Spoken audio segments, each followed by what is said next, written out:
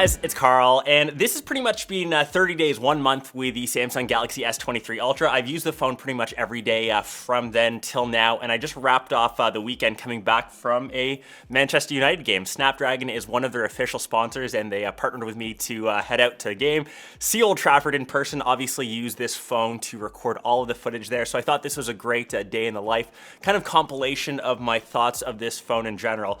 Just a little quick story behind this, like I am the biggest Man United fan. I used to watch them growing up from the 90s, Beckham, Scholes, Giggs era, and getting to see them in the flesh. I got to meet all the players. I actually got to shoot a PK at halftime. I knew none of that going into it, so the experience was pretty unreal. All of the footage was actually shot on this device, so as I talk about that experience, talk about my time with the phone, just keep in mind that it was all shot with this. So the main reason for grabbing the S23 Ultra over the 23 Plus or even over the 23, the only reason why you should grab this phone if you are a big S Pen user, and mostly for that camera, because otherwise the other phones, the S23 Plus especially, it has the same internals, so they're powered by the Snapdragon 8 Gen 2 platform.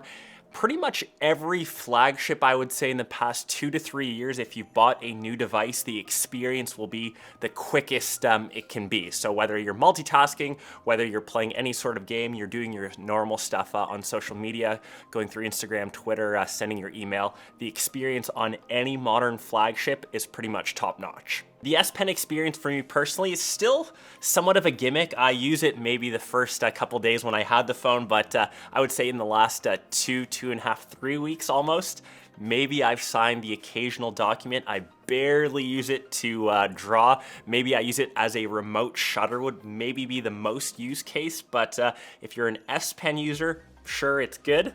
I think for most of us, you can get by without it, but the main reason why you're grabbing the 23 Ultra is for the camera. And the main difference between this and the Plus, it's that main sensor. So on this, it's got 200 megapixels for the wide. I will say the one thing, especially with Samsung phones, it oversaturates a lot of the photos still. There's actually this little setting that I always go to when I first get a device, and it's just the scene optimizer. It's almost like this AI that boosts images in terms of color. So for example, the sky, it tends to make things extra blue. If I'm wearing that Man United shirt, a lot of them, they just looked oversaturated. Yes, you can tweak them in things like Lightroom, but for just out of the camera, I find that they're sometimes just a bit too bright. Obviously, that's a personal preference. I still think this is the best Android camera.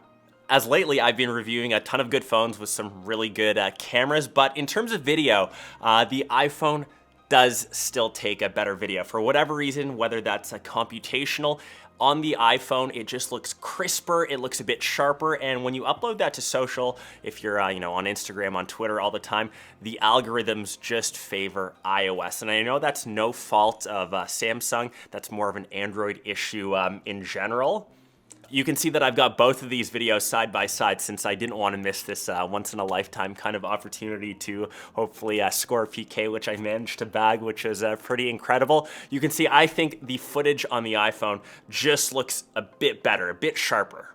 Where the S23 Ultra does shine though is in their 10 times telephoto compared to, once again, the iPhone, which is only 3 times, and all the way up to 100 times, which once again, I think that's more of a stat pattern. It does look a bit grainy. I would never use 100 times zoom and take an actual photo and use it. It's nice to have, but in that 10 times to even 20 times, getting footage on the pitch, you could actually see the players.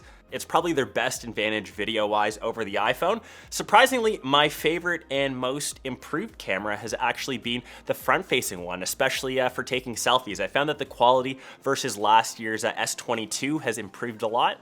I took a ton of selfies and front-facing video at Old Trafford as I was truly in my element, and yeah, definitely noticeably better. Talking about, I guess, my experience with the design, so of course, similar to the S22, so it's a similar space.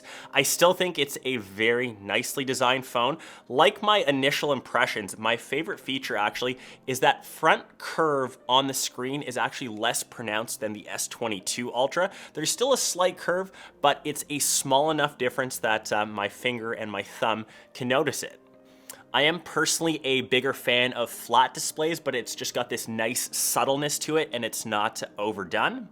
And for the rest of the build, the phone has held up pretty well over the past month. I will say I never really rock my phones with cases, but in the first week, I did pick up some pretty nasty scratches from something on the back of the glass, whether that's extra soft.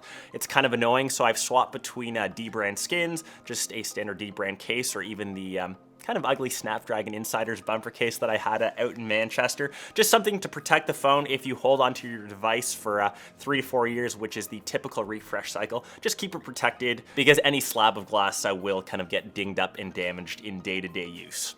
Performance, like I mentioned, is pretty top tier. The Snapdragon chip does well. I know that they've axed the Exynos version, so you only have the one chip option. This is technically tuned for Galaxy, as they mentioned initially at the keynote, but I've found no real performance enhancement between this and other Snapdragon 8 Gen 2 phones that I've used. And finally, the last thing that kind of still limits any sort of smartphone is the battery life. So 5,000 milliamps, it's good. I wouldn't say great. The heaviest day use I had was the Sunday, so match day. So I was up early, I was absolutely like buzzing, was on social media, updating everyone. We got to Old Trafford, did a stadium tour, and then obviously the match. So I was taking photos and video throughout the entire day, updating social media, and I would say by 5, 6 o'clock, I was at like 15%. I still had a dinner to go to.